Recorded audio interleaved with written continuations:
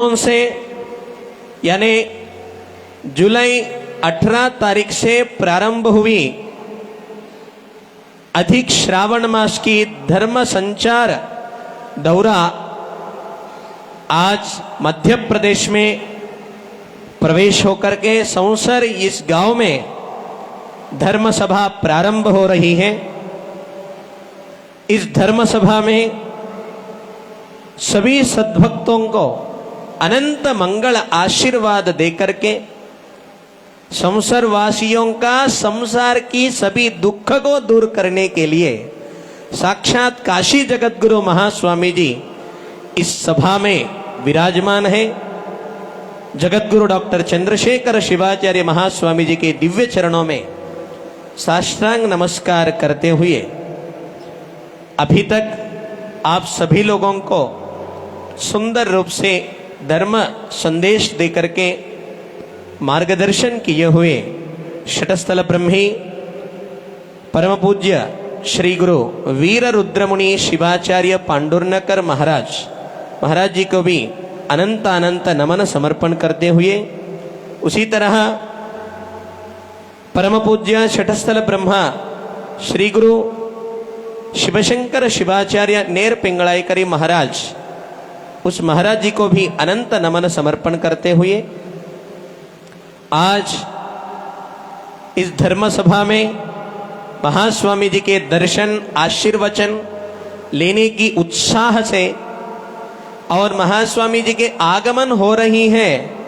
इस वार्ता को सुन करके बहुत दूर दूर से सभी सद्भक्तगण व मातृमंडली बहुत ही उत्साह से धूमधाम से महास्वामी जी के स्वागत करते हुए इस धर्म सभा में आप लोग स्वागत।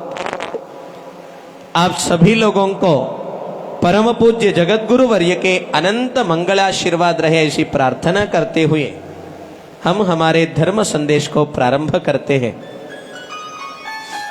यहाँ हमारे सभी लोगों के मन में एक प्रकार की उल्लास उत्साह आनंद निर्माण हुई है। हमारे वीरशैव धर्म परंपरा में कहते हैं जब गुरु हमारे गांव में और गुरु हमारे घर में आते हैं वही हमारे लिए दिवाली और दशहरा के जैसा महा उत्साहमान ऐसी पर्व दिन माना जाता है। आज संसार के इस गांव में गुरु ही नहीं गुरु के भी गुरु ऐसे जगत गुरु काशी महास्वामी जी के आगमन हो रही है। इससे बड़ा आनंद की बात और कोई नहीं हो सकता। इसलिए आप अपने बच्चों को छोटे छोटे बच्चों को भी लेकर के सब लोग जगत गुरु जी के आगमन में यहाँ पर उत्साह रूप से स्वागत करके इस धर्म सभा को आयोजन किए। इस गांव के और इस प्रांतीय के सभी वीरशैव लिंगायत समाज के सभी सदस्यगण व महास्वामी जी के आगमन के वार्ता सुन के यहाँ पर उपस्थित सभी मातृमंडली व सद्भक्तगण,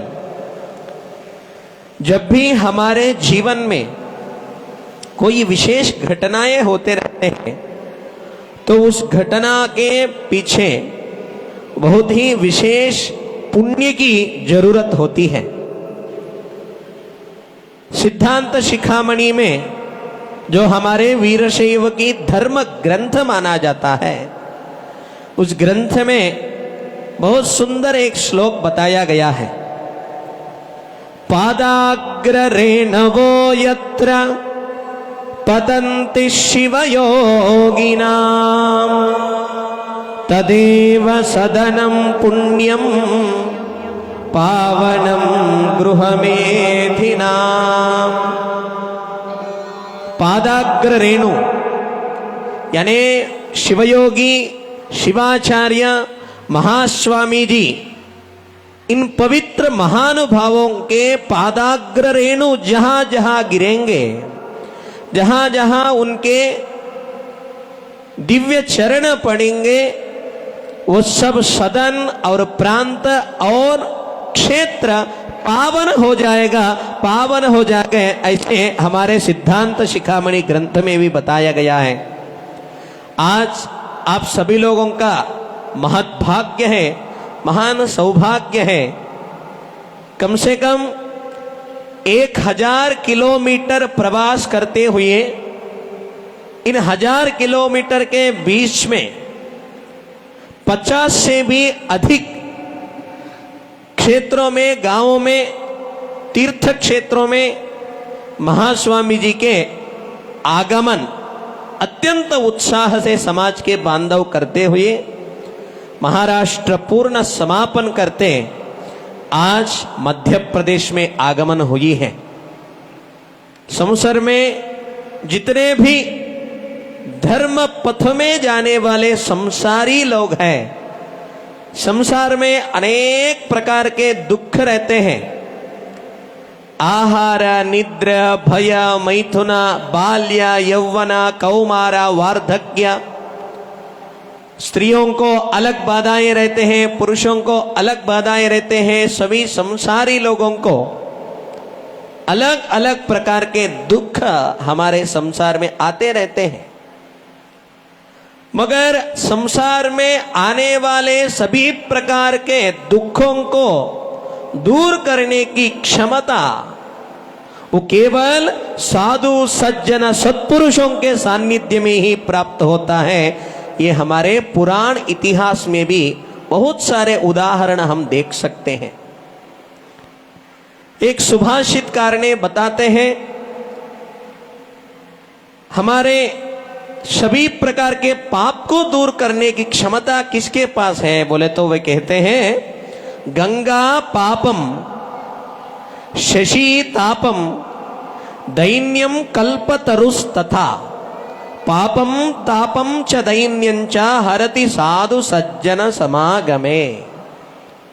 यानी वे कहते हैं, जो हम जाने या अनजान में जो भी पाप करते हैं या पूर्व जन्म में जितने भी पाप संचय है, उन सभी पापों से यदि मुक्त पाना है तो पाप प्रक्षालन करने वाले तीर्थ यानी वो गंगा माँ है, गंगा नदी।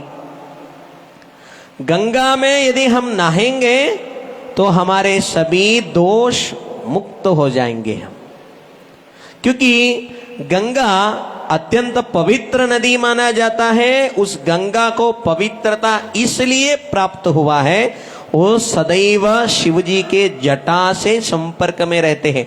जो भी शिव के संपर्क में रहते हैं वो अनित्य शुद्ध ही होते हैं। वो शुद्ध ही नहीं, उनके पास जो भी जाएंगे वो भी शुद्ध हो जाएंगे। ये गंगा नदी के पास रहने वाले विशेष शक्ति है। उसी तरह हम सब लोग भी हमेशा गले में लिंग को रख करके वीरशैव भी हमेशा शुद्ध ही रहते हैं, जैसा गंगा माँ शुद्ध रहते हैं। तो गंगा में स्नान करने से हमारे सभी दोष पाप निवृत्त हो जाएंगे। मगर उसमें एक अवगुण है, गंगा में एक गुण कम बता रहे हैं। वो क्या है? यानी जिसे तैरने के लिए नहीं आता हो, यदि वो व्यक्ति गंगा मैया ऐसा नमस्कार करते हुए अंदर यदि चला गया तो वे व्यक्ति का पाप के साथ साथ उनका प्राण भी चला जा सकता है। गंगा में एक कमी हमें दिखाई दे रहे हैं। गंगा पाप हरण करते हैं मगर डूबने का भी वहां हानि है। और आगे जाकर के इस संसार में जितना भी उष्णता है, ताप है, उस सभी ताप को दूर करने की क्षमता आप कितने भी एसी रखो, कूलर रखो, पंखा रखो, कोई भी रखो, जब तक सूर्य है तब तक वो उष्णता बनी रहेगी। पर संसार में, इस जगत में उष्णता को, ताप को दूर करने की क्षमता वह चंद्रमा के पास है। इसलिए वे कह रहे हैं शशि तापम। चंद्रमा जब उदय हो जाएगा तब इस जगत में रहने वाले सभी उष्ण ताप शक्ति शांत हो जाएगा। हमारे सभी का ताप दूर करने की क्षमता वह चंद्रमा के पास है। मगर कब तक करेंगे? वहां पे भी एक लोप दोष दिखाई दे रहा है। कब तक करेंगे?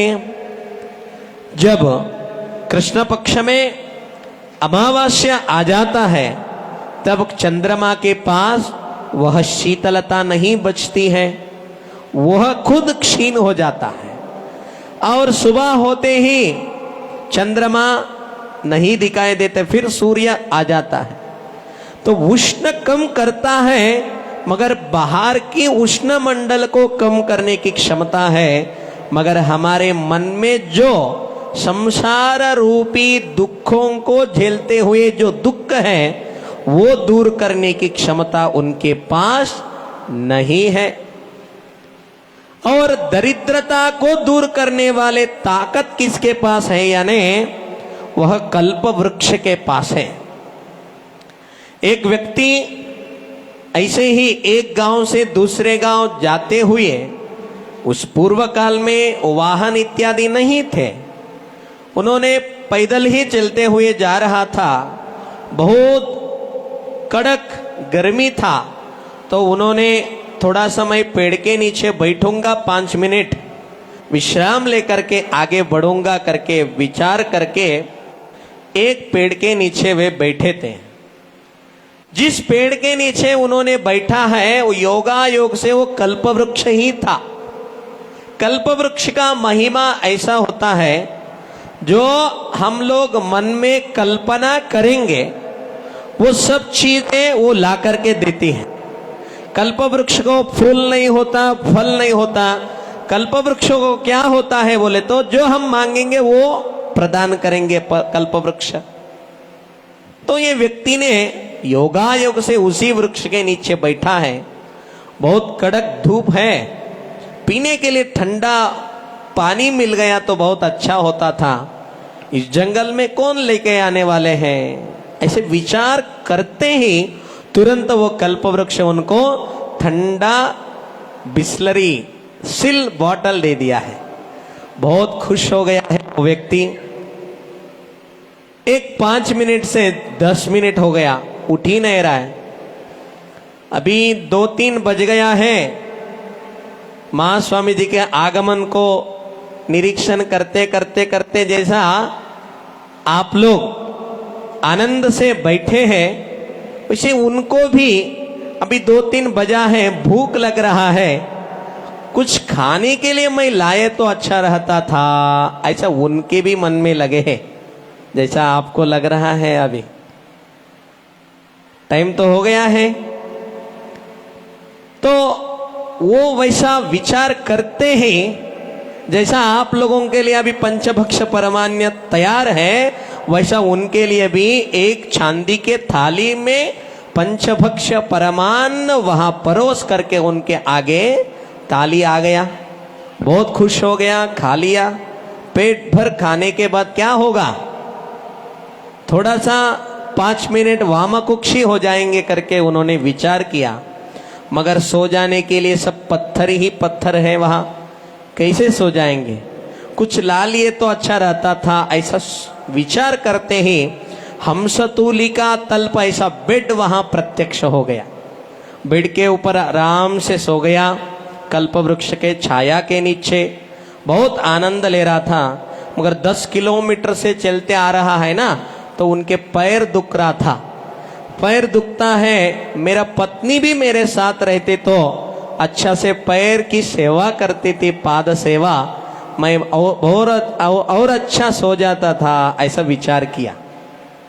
विचार करते ही, कल्पना करते ही कल्पवृक्ष उनका पत्नी को भी वहां प्रत्यक्ष करवाया। देखिए कितना विशेष शक्ति रहता है कल्पवृक्ष के सामने। पत्नी आ गई, पैर दबा रही है, ये आराम से नींद में जा रहा था। तभी इनके मन में और एक कल्पना आ गया है, अरे ये तो मेरा घर नहीं है, ये तो जंगल है। हम और हमारे पत्नी दोनों ही हैं यहाँ। यदि हमारे लिए हमारी आवाज को सुनकर यहाँ सिंह आकर के मुझे खा ले और मेरे पत्नी को शहर आकर के खा लिया तो क्या बचेंगे हम, ऐसी कल्पना करते ही उनको सिंह आकर के खा लिया। इनको टाइगर बोलते हैं ना, वो आकर के खा लिया, दोनों भी खत्म हो गए। इस कल्प वृक्ष में भी एक दोष यहां पे दिखाई दे रहा है। यदि हम लोग जो कुछ मन में संकल्प करेंगे वो लाने की क्षमता है उनके पास, मगर वो हमारे लिए अच्छा है या दुख कारक है ये पता नहीं। जो हम मांगेंगे वो दे देंगे कल्प वृक्ष। तो ये अवगुण भी कल्प वृक्ष के पास दिखाई दे रहा है। गंगा हमारे प्राण भी हरण कर सकता है, शशि लिमिटेड दुख को ही दूर कर सकता है, मन की ताप को दूर नहीं कर सकता।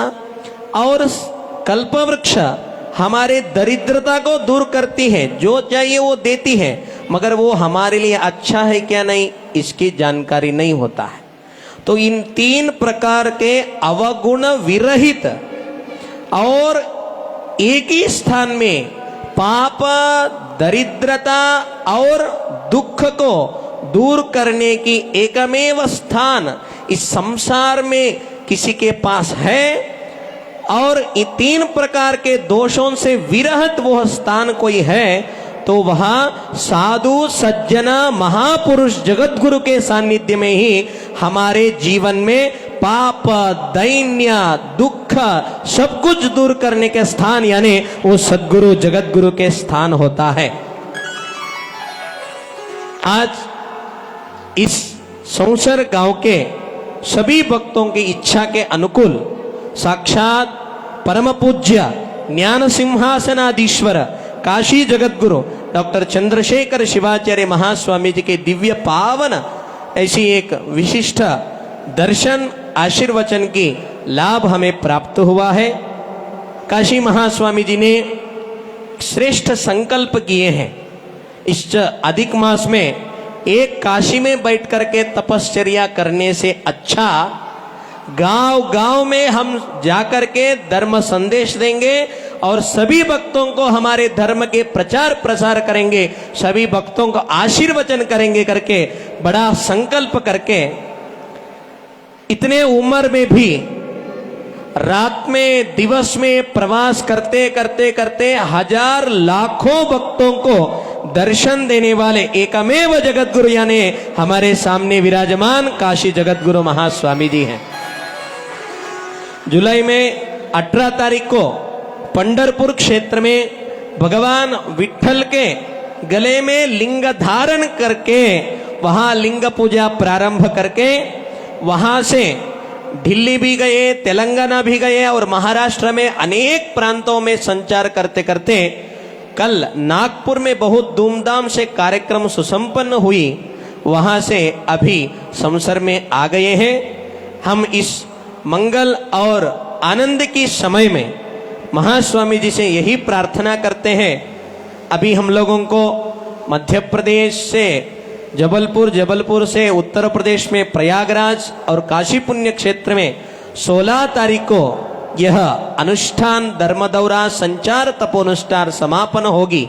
तो आप सब लोगों भी महास्वामी जी के इष्टलिंग महापूजा में आकर वहां काशी पुण्य क्षेत्र का भी दर्शन की लाभ प्राप्त करें, ऐसे सभी लोगों को आशीर्वचन दे और इस संसार की सभी भक्तगणों के संसार में जो कुछ भी दुख है, जो कुछ भी बाधाएं हैं, वो सब निवृत्त हो, ऐसी शुभ कामना, ऐसी शुभेच्छा, ऐसी शुभ आशीर्वाद महास्वामी जी आपको दे, ऐसी प्रार्थना करते हुए आप सब लोगों जो जंगमवाड़ी मठ के नाम से सुप्रसिद्ध मठ है हमारे काशी जगत गुरु महास्वामी जी के, वह काशी पीठ है। काशी में सबसे पुराना मठ माना जाता है और काशी में सबसे बड़ा बृहत्तम मठ है और काशी में सबसे ज्यादा व्यवस्था कराने वाले एकमेव मठ यानी वो काशी जंगमवाड़ी मठ माना जाता है। तो काशी जंगमवाड़ी मठ में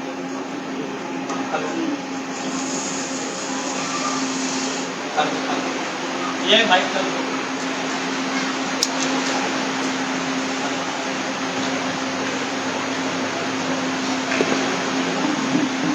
हेलो। काशी क्षेत्र में हजारों मठ हैं। उन हजारों मठ से भी सर्वश्रेष्ठ और सबसे पुराना मठ कोई है तो महास्वामी जी के काशी जंगमवाड़ी मठ ही सबसे पुराना मठ है। जितने भी मठ हो उन सभी मठ से भी ज्यादा भक्तगणों को व्यवस्था करने वाले, ज्यादा अन्नदान कराने वाले, हर रोज 3000 से भी ज्यादा लोग प्रसाद पाने वाले कोई मठ है तो वह भी जंगमवाड़ी महामठ संस्थान ही है। तो काशी में हम सब लोगों को बहुत दिव्य भव्य सुंदर व्यवस्था होती है, मगर रामेश्वरम जाने वाले सभी यात्रियों को वैसी व्यवस्था नहीं हो पाती। एक प्रथा है हमारे सनातन धर्म में, काशी को जाने वाले लोग काशी की विश्वनाथ दर्शन को करके गंगा को लेकर के रामेश्वरम की ज्योतिर्लिंग के ऊपर गंगा के अभिषेक करें और रामेश्वरम में समुद्र स्नान करके समुद्र की भालू को लेकर के फिर काशी में गंगा के तट पर उस भालू से लिंग बनाकर उस लिंग को अभिषेक करके उस भालू को गंगा में अर्पण किए तो तभी ज्योतिर्लिंग की यात्रा परिपूर्ण होती है। तो इस परंपरा को आचरण करने वाले हजारों लाखों भक्तगण काशी को जाकर के फिर रामेश्वरम जाते हैं, मगर वहां पर हमारे मठ नहीं है, हमारे संप्रदाय के अनुसार पूजा पाठ नहीं होते हैं, हमारे मठ पीठ इत्यादि नहीं है, तो सभी भक्तों को सुविधा होना चाहिए करके काशी जगत गुरु महास्वामी जी ने रामेश्वरम में नूतन जंगमवाड़ी मठ को वहां निर्माण करने के लिए एक बहुत बड़ा संकल्प किए हैं। अभी हम इस धर्म दौरा में जितने भी प्रांत में गए हैं सभी लोगों को इस मठ के बारे में पता होना चाहिए। जो भी आते हैं रामेश्वरम काशी में तो सबको व्यवस्था करने के लिए इसकी प्रचार करते हुए हम आ रहे हैं। तो आज संवत्सर में भी आप सब लोगों को ऐसी एक वार्ता मिलना चाहिए करके अभी पत्रिका उद्घाटन भी किया गया है। रामेश्वरम में जमीन मिलना ही मुश्किल है, मगर महास्वामी जी के संकल्प इतना श्रेष्ठ है। सुंदर मेन रोड के पास बस स्टैंड के पास ही 1 एकड़ जमीन वहां पे 7 करोड़ रुपए खर्च करके महास्वामी जी ने 1 एकड़ जमीन वहां ले लिए हैं और वहां पर 10 करोड़ की बहुत बड़ा मठ भक्त निवास यात्री निवास वहां निर्माण होने जा रहा है। जिस किसी को भी उस शाश्वत पुण्य कार्य में हमेशा हमेशा के लिए आपका नाम रहने जैसा सेवा यदि किसी को समर्पण करना है तो वैसे एक व्यवस्था भी पीठ के तरफ से किया गया है। जो भी भक्त आपके घर के माता पिता हो या आपके नाम से हो 5 लाख रुपए यदि आप समर्पण करेंगे तो आपके नाम से वहां पे एक भक्त निवास वहां निर्माण हो जाएगा। जब भी आप लोग जाएंगे या कोई भी भक्तगण जाएंगे तो उनकी व्यवस्था वहां किया जाएगा। 5 लाख रुपए आप समर्पण करेंगे तो आपके नाम से सदैव रहेगा। और आपकी क्षमता 5 लाख रुपए करने की यदि नहीं तो 1 लाख रुपए भी आप समर्पण करके उस मठ में शाश्वत अन्नदाता के नाम से वहां पे आपका नाम रहेगा। हर रोज हजारों लाखों भक्तों को आप अन्नदान किए जैसा पुण्य आपको प्राप्त होगा।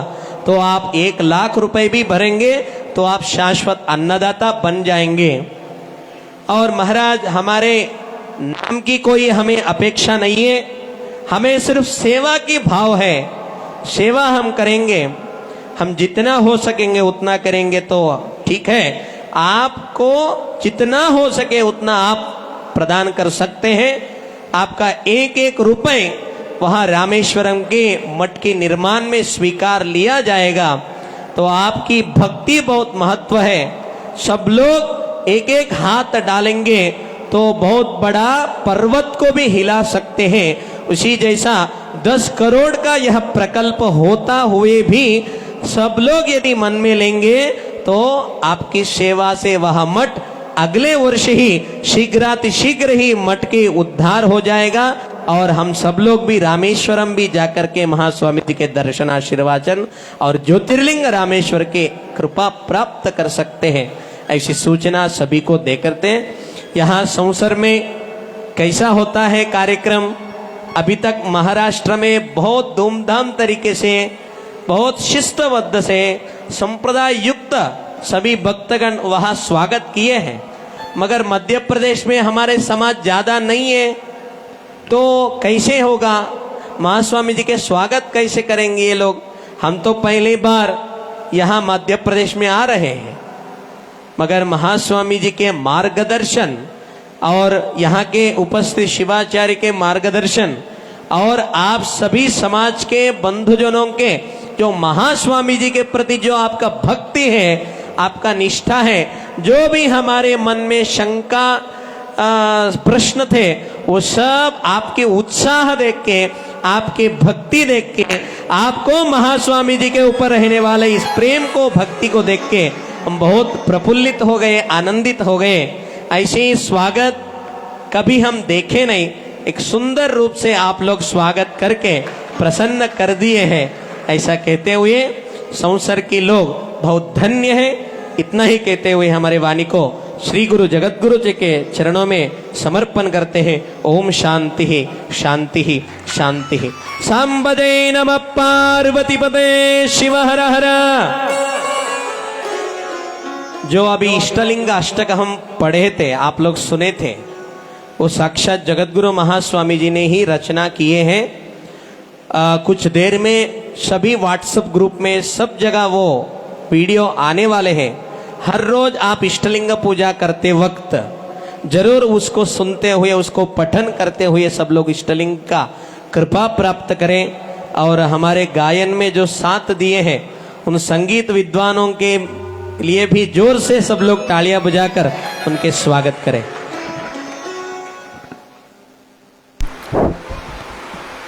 बहुत बहुत धन्यवाद स्वामी जी।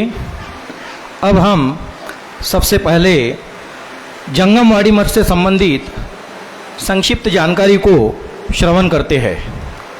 जंगमवाड़ी मठ काशी का सबसे प्राचीनतम मठ है। इसका इतिहास 30,000 से भी अधिक वर्ष पुराना है। जंगम का अर्थ होता है शिव को जानने वाला, तथा काशी स्थान का अर्थ होता है वाड़ी। जिस स्थान पर शिव को जानने वाले भक्तजन निवास करते हैं उसी को हम जंगमवाड़ी मठ कहते हैं। इस मठ के सभी पीठाधिपति शैव संप्रदाय के हैं। जंगमवाड़ी मठ भारत का ऐसा मठ है जिसे औरंगजेब भी नहीं मिटा सका। जब औरंगजेब इस मठ को मिटाने के लिए काशी आया, मठ में प्रवेश करते ही उसके सामने काली छाया बड़े बड़े नेत्रों से औरंगजेब की ओर निहार रही थी। औरंगजेब डर के मारे कांपने लगा। उसे ऐसा लगने लगा कि कहीं यह भयानक छाया मुझे निगल न ले। उसने तुरंत ही मठ को नष्ट करने का निर्णय छोड़ दिया और वह मठ के बाहर निकल गया। फिर औरंगजेब ने मठ के नाम भूमि दान कर दी। उसके हाथ का भूमि दान किया गया दान पत्र आज भी मठ में रखा गया है। इस पत्र में सभी बातें स्पष्ट रूप से लिखी गई है। समय समय पर हुमायूं, औरंगजेब, अकबर, शाहजहां जैसे मुगल सम्राटों ने भी इस स्थान पर भूमि को दान किया है। उनके दान पत्र भी इस मठ में सुरक्षित रखे हुए हैं। हिंदुओं का इस मठ को दान देना तो एक स्वाभाविक बात है, लेकिन मुगल सम्राटों का हिंदू मठ को दान देना हिंदू और मुगल सम्राट की एकता को दर्शाता है। इन सभी मुगल सम्राटों ने इस जंगमवाड़ी मठ को 3000 बीघा जमीन दान दी थी, जो कि बिल्कुल सत्य है। इस मठ ने 86 जगत गुरुओं की अटूट वंशावली को देखा। आज इस मठ के वर्तमान पीठाधिपति श्री श्री श्री 1008 जगत गुरु शंकराचार्य जी डॉक्टर चंद्रशेखर महास्वामी है। मैं इन्हें शत शत नमन करता हूँ। इस मठ की एक खास विशेषता भी है जिसे आप सभी सावधानी पूर्वक श्रवण करें। जंगमवाड़ी मठ में शिवलिंगों की स्थापना को लेकर एक विचित्र परंपरा चली आ रही है। इस स्थान पर आत्मा की शांति के लिए पिंडदान नहीं बल्कि शिवलिंग को दान किया जाता है। इस मठ में एक दो नहीं बल्कि लाखों शिवलिंग को स्थापित किया गया है। यहाँ परंपरा जंगमवाड़ी मठ में सैकड़ों वर्ष से चली आ रही है। इस मठ द्वारा गुरुकुल की स्थापना के 100 वर्ष पूरे हो चुके, उसके उपलक्ष्य में वीर शैव महाकुंभ का आयोजन भी किया गया था। इस अवसर पर हमारे देश के प्रधानमंत्री नरेंद्र मोदी जी आए थे। साथ में और भी हमारे देश के जाने माने परिचित नेतागण भी इस अवसर पर उपस्थित थे। इस पावन अवसर पर नरेंद्र मोदी जी ने अपने हस्ते शिखांत शिरोमणि ग्रंथ का लोकार्पण किया, साथ ही मोबाइल ऐप्स का भी उद्घाटन किया था। आज इस मठ के पीठाधिपति जगत गुरु शंकराचार्य जी श्री श्री श्री 1008 डॉक्टर चंद्रशेखर महास्वामी जी है। साथ ही भारत के समस्त लिंगायत समाज के मठों का संचालन भी श्री जगत गुरु जी ही करते हैं। अतः मैं देवता तुल्य श्री श्री श्री 1008 डॉक्टर चंद्रशेखर महास्वामी जी से निवेदन करता हूं कि वह भी हमारे समाज के लोगों का धर्म के क्षेत्र में मार्गदर्शन करेंगे। श्री डॉक्टर चंद्रशेखर महास्वामी जी।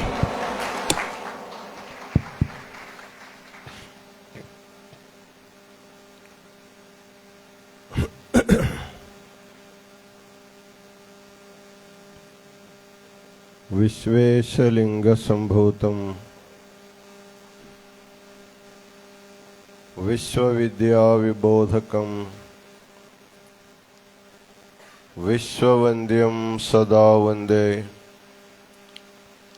विश्वाराध्यम जगद्गुरु।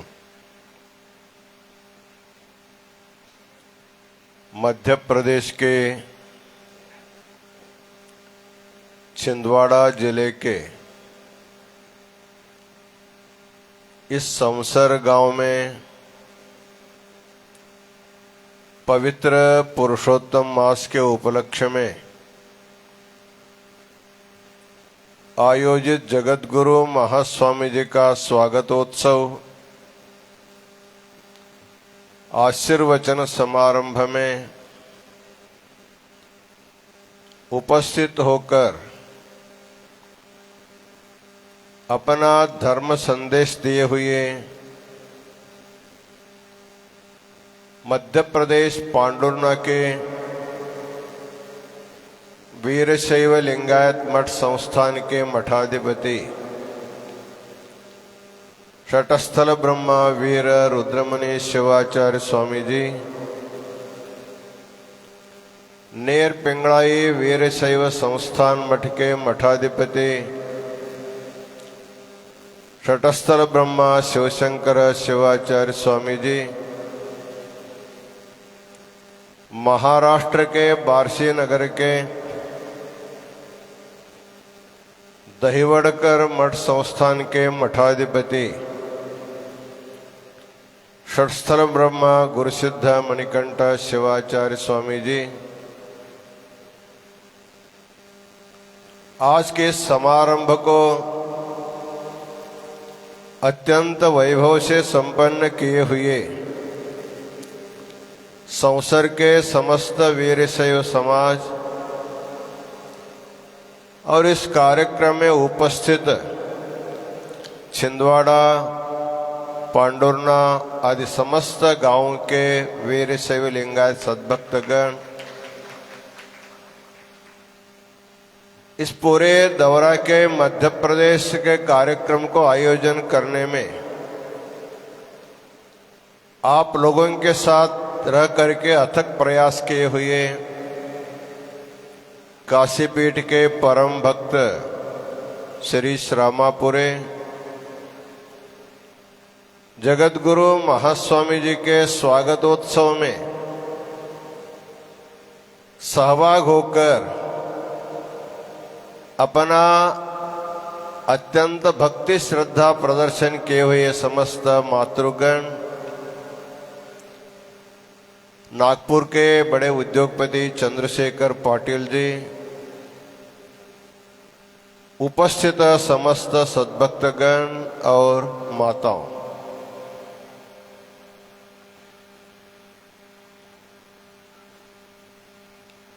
जो सनातन वीरशैव धर्म है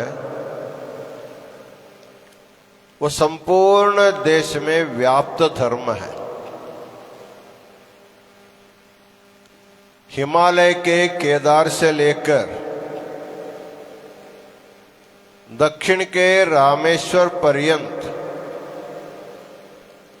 जितना हमारा देश का विस्तार भूमि है, सभी प्रदेशों में वीर शैवों की संख्या कहीं अधिक है, कहीं सम संख्या में सब जहां मिलते हैं। इतना ही नहीं, इस धर्म को मानने वाले केवल भारत में ही नहीं, पास के नेपाल में भी है, श्रीलंका में भी है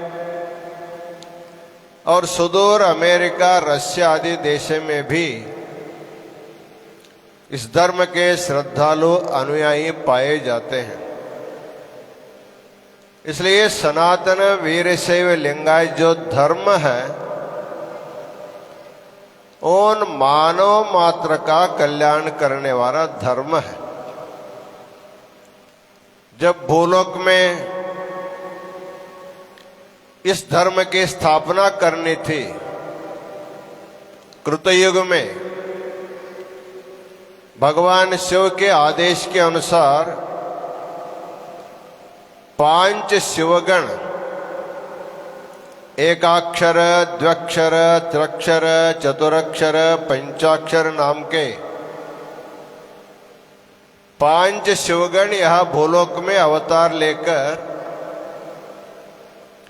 5 पीठों की स्थापना की। वही 5 पीठ पंचाचारों के राष्ट्रीय महापीठ माने जाते हैं। एक पीठ है उत्तरांचल के केदार क्षेत्र में, उसका नाम है वैराग्य पीठ। उत्तर प्रदेश के काशी क्षेत्र में ज्ञान सिंहासन पीठ है। उसके बारे में कार्यकर्ता बहुत सुंदर ढंग से इतिहास आप लोगों को समझाया है। वैसे जब नीचे आते हैं, मध्य प्रदेश के उज्जैन में हमारा सद्धर्म सिंहासन महापीठ है, महाकाल के पास। फिर और थोड़ा दक्षिण में जाएंगे, श्रीशैल में, वहां सूर्य सिंहासन पीठ है। और कर्नाटक में जाएंगे तो वहां वीर सिंहासन पीठ है। इस प्रकार वीरशैव धर्म के प्रचार प्रसार करने के लिए जगतगुरु पंचाचार्यों ने जो 5 पीठों की स्थापना किया, ये 5 पीठ वीरशैवों के राष्ट्रीय महापीठ माने जाते हैं। वैसे तो पंचाचार्यों का लक्ष्य एक जाति एक संप्रदाय नहीं है। भगवान शिव ने इन 5 आचार्यों को बताया था, स्थापयिष्यत भूलोके सर्वेषां हितकारकम। आप 5 शिवगण जब भूलोक में अवतार ले रहे हैं, समस्त मानव जाति का कल्याण करने के लिए आप लोगों को पीठ की स्थापना करनी चाहिए और उन पीठों के द्वारा लोगों को संस्कार देना चाहिए। इसी उद्देश्य से वीरशैव धर्म की स्थापना हुई। वीरशैव किसे कहते हैं? उसकी एक सामाजिक व्याख्या है, एक धार्मिक व्याख्या है, एक आध्यात्मिक व्याख्या है।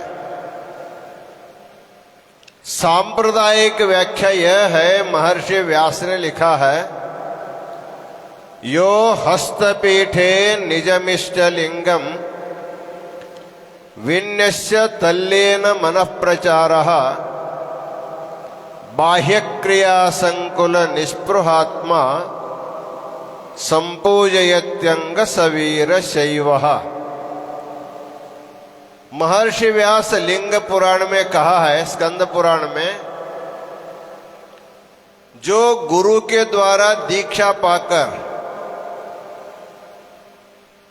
जो भी व्यक्ति होगा, ब्राह्मण होगा, क्षत्रिय होगा, वैश्य होगा, शूद्र होगा, अंत्यज होगा, जो भी होगा, गुरु के द्वारा लिंग दीक्षा पाकर उस इष्टलिंग को जो सदा सदा शरीर पर धारण करता है, कम से कम दिन में एक बार भक्ति से उसकी पूजा करता है,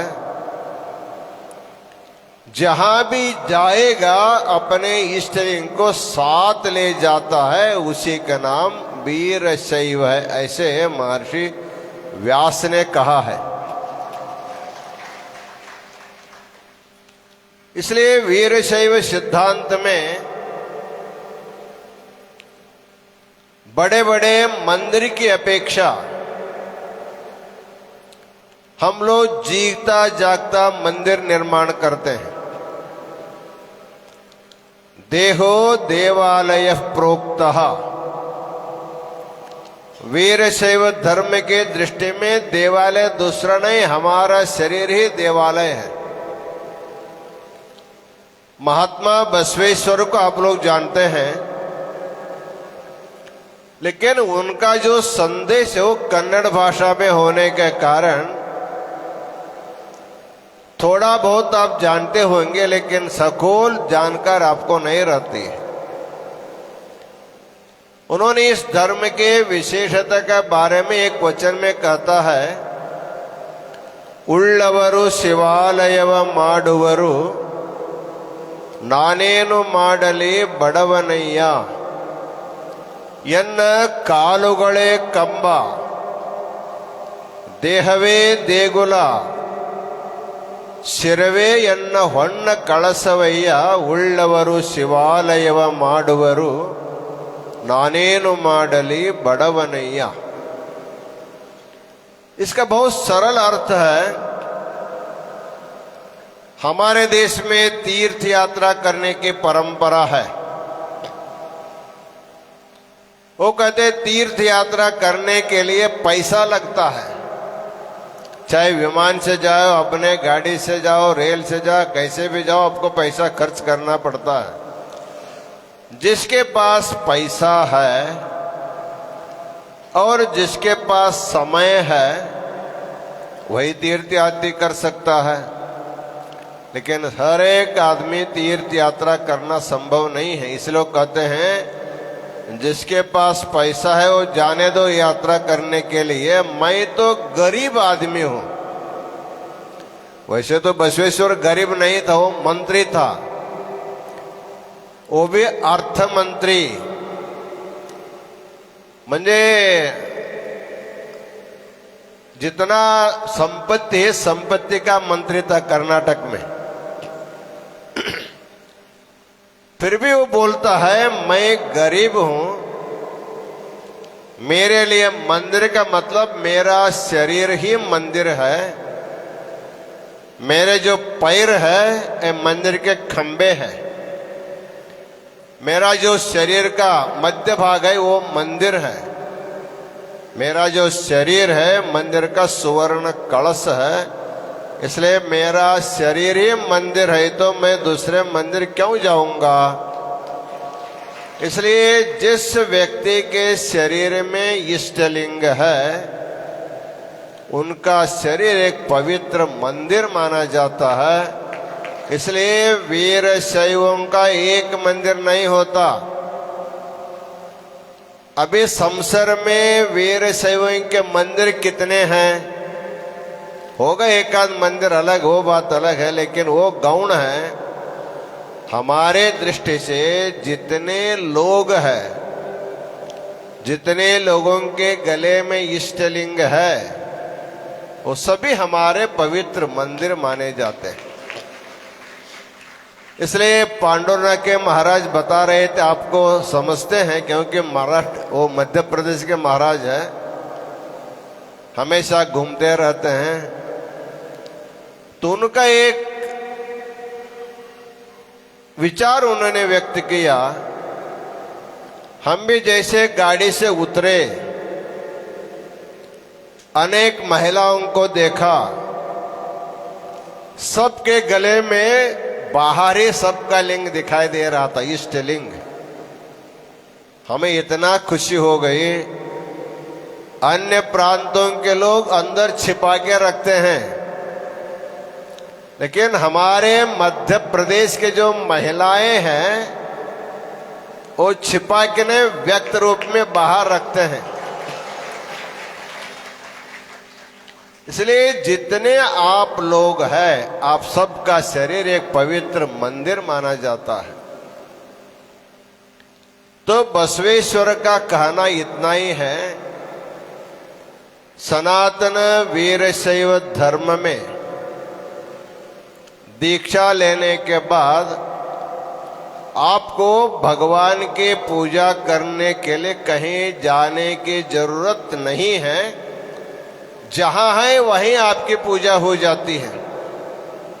आप लोग देखते हैं, इस्लाम धर्म में 5 समय नमाज पढ़ा जाता है। कभी आप लोगों ने देखा है बस स्टैंड पर नमाज पढ़ते हुए लोगों को देखे होंगे, रेलवे में नमाज पढ़ते हुए देखे होंगे, सड़क में नमाज पढ़ते हुए देखे होंगे। समय हो गया, जहां है वही नमाज पढ़ते प्रार्थना करते हैं। उसी प्रकार हमारे आचार्यों ने भगवान के पूजा करने के लिए आपको कहीं जाने की जरूरत नहीं है। क्यों? जहां आप है वहां आपका लिंग भी रहता है। समय हो गया, चाहे समसर में हो, चाहे पांडुरना में हो, चाहे काशी में हो, चाहे रामेश्वर में हो, जहां है आपकी पूजा हो जाती है। हम लोग इस अधिक मास में पंढरपुर से हम लोगों ने यात्रा शुरू किया। पंढरपुर में भी हम लिंग पूजा किया, पूना आए, पूना में भी लिंग पूज किया, बॉम्बे गए वहां भी लिंग पूज किया।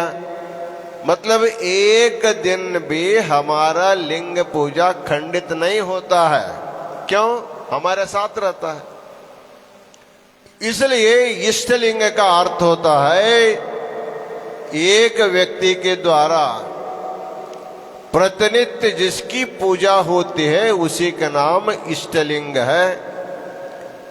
वैसे इष्टलिंग संस्कार दे करके समस्त मानव जाति में समानता लाने का काम जगत गुरु पंचाचार्यों ने किया।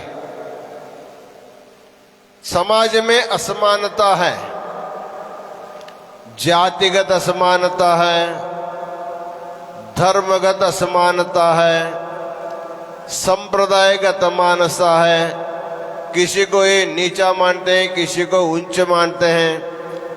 लेकिन वीर शैव धर्म में उच्च नीच की भावना नहीं।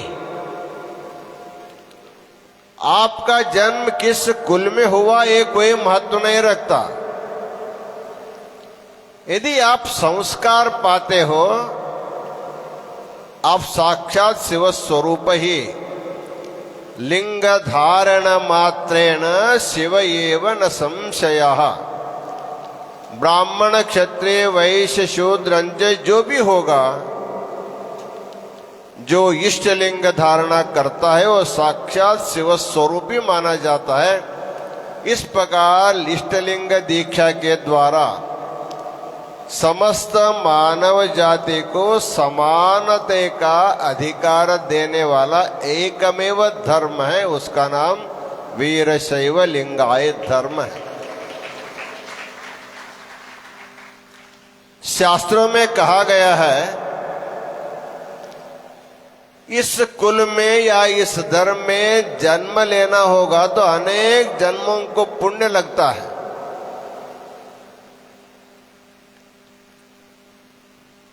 सहसा इस धर्म में जन्म नहीं मिलता, लेकिन इतनी संख्या में इस गांव में इस धर्म में जन्म लिया आप लोगों ने, इससे सिद्ध होता है इससे पहले अनेक जन्मों में आप लोगों ने जो पुण्य किया उसी के प्रभाव से सनातन वीरशैव लिंगायत धर्म में आपका जन्म हुआ है। जन्म होने से काम पूरा नहीं होता, जन्म होने के बाद जवाबदारी और बढ़ जाती है। आपकी जवाबदारी क्या है? आपकी जवाबदारी है जैसे ही घर में कोई महिला गर्भवती हो जाती है, उसके पेट में पलने वाला बच्चा जब 8 महीना का हो जाता है, तब अपने गुरु को बुला करके उस गर्भ को संस्कार करके गर्भ को ही लिंग धारण करने का पहला संस्कार माना जाता है। आप कहेंगे महाराज अभी जन्म नहीं हुआ, माता के पेट पर लिंग धारणा करने से उसको क्या फायदा होगा? लेकिन बहुत बड़ा फायदा होता है। हमारा जो संस्कार है ये वैज्ञानिक संस्कार है। आप लोग जानते हैं नहीं जानते हैं, गर्भ में पलने वाला जो बच्चा होता है उसके शरीर के अंग प्रत्यंग धीरे धीरे विकसित होते हैं, लेकिन सबसे पहले हमारे जो कान है, हम कब से सुनते हैं? बाहर आने के बाद नहीं, माता के गर्भ में जब हम 8 महीने के हो जाते हैं तब हम अंदर बैठ के भी सुनना प्रारंभ कर सकते हैं। एक ऐसा संभव है, आपको मालूम होगा, महाभारत में सुभद्रा जब गर्भवती रही उस समय कृष्ण परमात्मा सुभद्रा को चक्रव्यूह भेदन करके प्रवेश करने की कथा सुना रहे थे। गर्भवती सुभद्रा सुनते सुनते सो गई, लेकिन माता सो गई, लेकिन अंदर बैठा हुआ जो अभिमन्यु था वो सुन रहा था। उसी के बल से चक्रव्यूह का प्रवेश करके वीर स्वर्ग को अभिमन्यु ने प्राप्त किया, आप लोग जानते हैं। अभी विज्ञान भी सिद्ध किया है,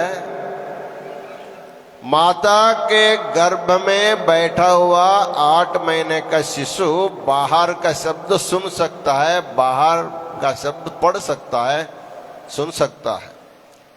इसलिए अभी अभी स्कूलों में कुछ और तरक्कियां हुई है। बहुत पहले जमाने में 8वें साल में स्कूल में डाला जाता था, धीरे धीरे 6 साल में हुआ, 7 साल हुआ, अब तो 3.5 साल में आप लोग बच्चों को प्रवेश करा रहे हैं। अब कुछ दिन के बाद ऐसे स्कूल आएंगे, उस स्कूल में बच्चों को नहीं, गर्भवती माता को प्रवेश लेना पड़ेगा। 7 महीना गर्भवती महिला को 3 महीने की पढ़ाई होगी उस समय। उसको कहते हैं जैसे लोअर केजी अपर केज है ना, वो होगा इनर केजी।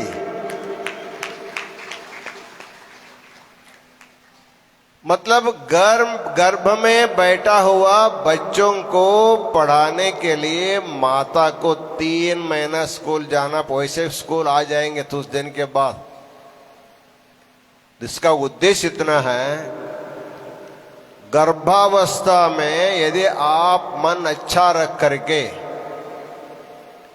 बच्चों को संस्कार देंगे तो बाहर आने के बाद बहुत अच्छा बन सकता है। इसलिए गर्भवती महिला को गर्भ धारणा के दिन से लेकर के प्रसव होने तक का जो 9 महीने का जो पीरियड होता है, उस समय गर्भवती महिला को सदा सदा प्रसन्न रखना चाहिए। वो जो मांगती खाने के उनको देना चाहिए, जो वस्त्र पहनना चाहिए तो उसको देकर उनको सदा सदा खुश रखेंगे। होने वाला बच्चा प्रसन्न और प्रफुल्लित बच्चा हो सकता है। लेकिन गर्भवती महिला को जितने लोग त्रास देंगे, उनको मन को तकलीफ देंगे, तो होने वाला बच्चा बड़ा टेंशन वाला बच्चा होगा, बाद में भविष्य को खराब कर सकता है। इस सिद्धांत को हमारे आचार्यों ने जान करके हमारे धर्म में पैदा होने वाले बच्चे सुशील, आचारशील, भक्ति संपन्न बच्चा पैदा हो, इसलिए गर्भ में ही लिंग धारणा करने की परंपरा है।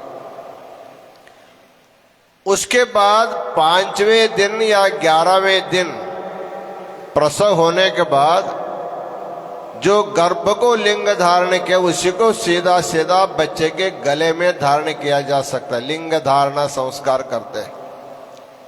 लेकिन बच्चा 10 दिन का है, उसके गले में लिंग बांधना मुश्किल है,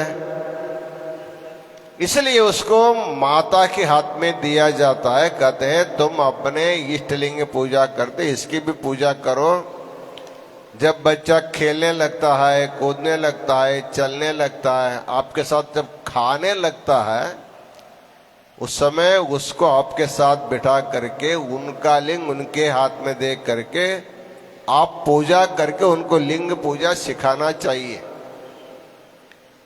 जब बच्चा या बच्चे 8 साल के हो जाती है, तब उसको विधिवत गुरु को बुला करके गुरु के मठ में जा करके दीक्षा दे करके बच्चों को लिंग दे देना चाहिए। तब से उनको कहना लिंग हमेशा गले में रखो।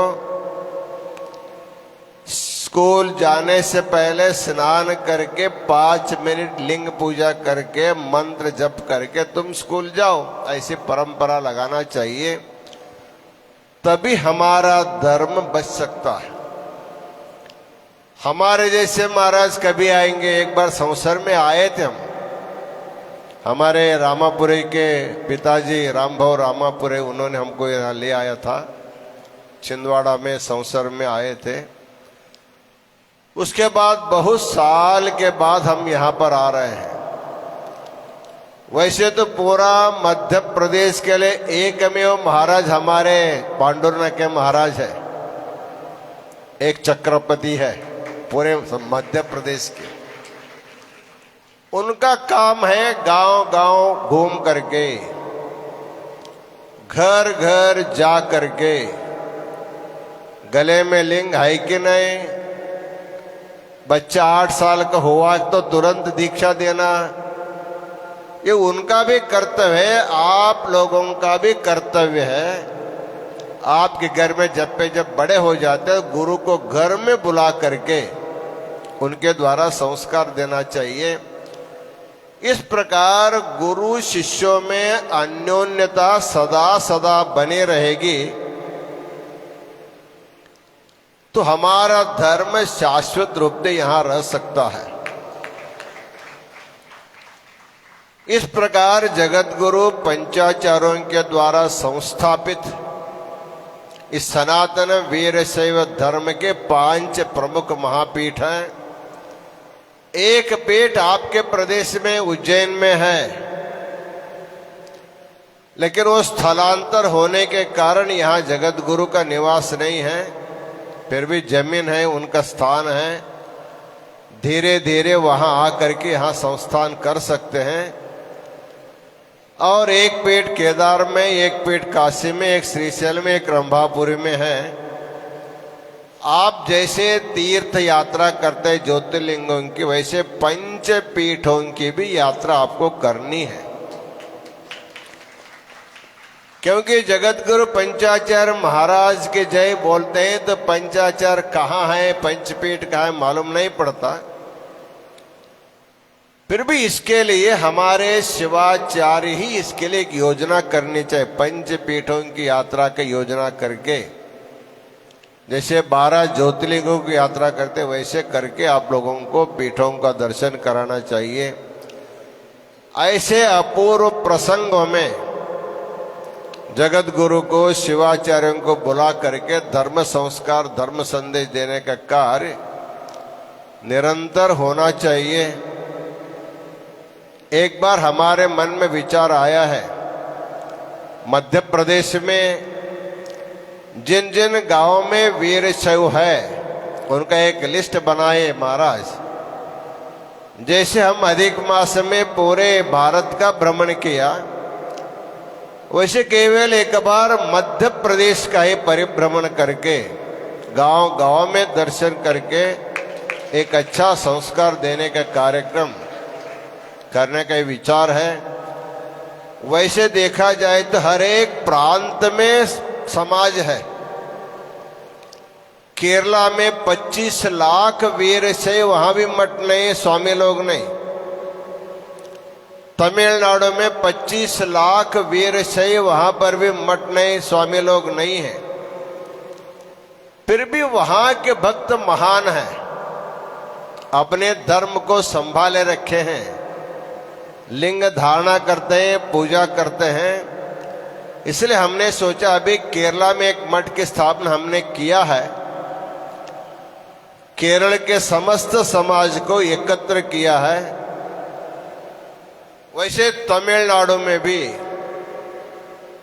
तमिलनाडु में बड़ा शिव भक्ति है, भक्ति करने वाले बहुत बड़े भक्त लोग हैं। उसमें वीर शैवों के कुछ मठ भी महाराज लोग भी हैं। अभी संसद भवन में जो धर्म दंड का स्थापना हुआ, आप लोगों ने देखा, प्रधानमंत्री ने स्थापना किया। उस धर्म दंड को प्रधानमंत्री के हाथों में देने में हमारे जो महाराज गले में लिंग धारणा के शिवाचार्य वहां रहे हैं। इसलिए एक विचार हमारे मन में आया, तमिलनाडु में बहुत बड़ा शिव भक्ति है। तमिलनाडु में रामेश्वर जैसा बड़ा क्षेत्र दूसरा कुछ भी नहीं है। वहाँ एक मठ की स्थापना करके तमिल आने वाले एक मठाधिपति को मठाधिपति बना करके वहाँ आने जाने वाले यात्रियों को यात्रा निवास भी हो जाना चाहिए। धर्म प्रचार होने की दृष्टि से ये हलचल चल रहा है। आप लोगों ने पॉम्पलेट देखा, उद्घाटन भी किया। उसके लिए जो धनिक है, धनाढ़ है, दानी, वो तो ज्यादा देंगे, लेकिन आप लोगों को जितना शक्य उतना दे करके आपको उसमें सहयोग आप पा सकते हैं। हमें बहुत खुशी है, कल नागपुर में इस ब्रोचर का उद्घाटन हुआ। उसके बारे में भक्तों के पास जब चर्चा कर रहे थे, हमारे चंद्रशेखर पाटिल यहां पर बैठे हैं। महाराज जी, मैं एक भक्त निवास के लिए 5 लाख रुपया मैं दे दूंगा, ऐसे उन्होंने। वो तो बड़े बिल्डर है, कॉन्ट्रैक्टर है। उनके मित्र हमारे श्री रामापुरे भी, वो हमेशा करते आए हैं। वो भी अपनी सेवा अवश्य सुपुर्द अवश्य करेंगे। लेकिन संसार के भक्तों से इतनी बड़ी संख्या में हमको अपेक्षा नहीं है, क्योंकि यहाँ समाज कम है, धनाढ़ कम है। लेकिन आप लोग अपनी इच्छा से वहाँ होने वाले अन्नदान के प्रति, वहाँ निर्माण होने वाले भवन के प्रति जो आपकी इच्छा है हमारे रामापुरी के पास या महाराज जी के पास लिस्ट बना के या कार्यकर्ता लिस्ट बना करके जो जो जितना देना चाहता वो दे सकता है। उनके लिए हमारा इसके लिए स्पेशल एक बैंक अकाउंट का उद्घाटन हमने किया है। उसका डिटेल इस गांव के हमारे तरुणों के पास हम दे देंगे। जिसको भी जो भी दक्षिणा देना है उसमें दान दे सकते हैं। और जब मठ का निर्माण होगा उस समय पूरे भारत के सभी प्रांतों के वीर शैवों के एक बड़ा सम्मेलन हम वहां रखने चाहेंगे। उस समय एक दिन मध्य प्रदेश वीर शैवों का सम्मेलन रखेंगे। उस समय आप लोगों को भी उस कार्यक्रम में भाग लेना और ज्योतिर्लिंग का दर्शन आप लोग कर सकते हैं। आज का कार्यक्रम हम महाराज जी से बात करते आए। तेलंगाना में कार्यक्रम बहुत से लोग जुट गए, महाराष्ट्र में आए, मध्य प्रदेश में समाज कम है, कार्यक्रम कैसे होगा ऐसे चिंता करते रहे। लेकिन आप कभी पीछे नहीं पड़े, महाराष्ट्र से आगे हो करके आप लोगों ने कार्यक्रम किया है। जितना नागपुर में समाज था उतना समाज आज संसार में भी हमको देखने को मिला है।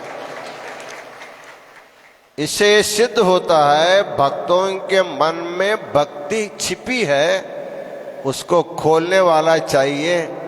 इसलिए हमारे पांडुरंग महाराज भक्तों को सहयोग लेकर के भक्तों के मन में छिपी भक्ति को उजागर करके सबको भक्ति मार्ग में चलने का मार्गदर्शन आप अवश्य करता रहें। हम तो जब आप बुलाएंगे हम आएंगे।